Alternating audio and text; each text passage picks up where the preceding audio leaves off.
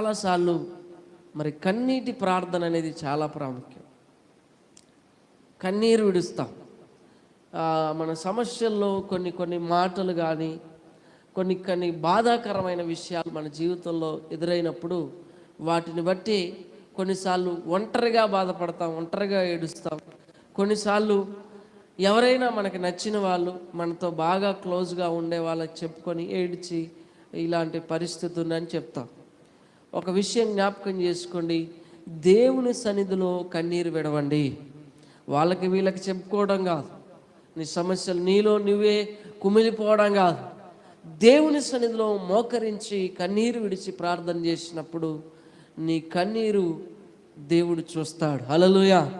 నీ కన్నీటిని ఆనంద బాష్పాలుగా మార్చగలిగిన దేవుడు.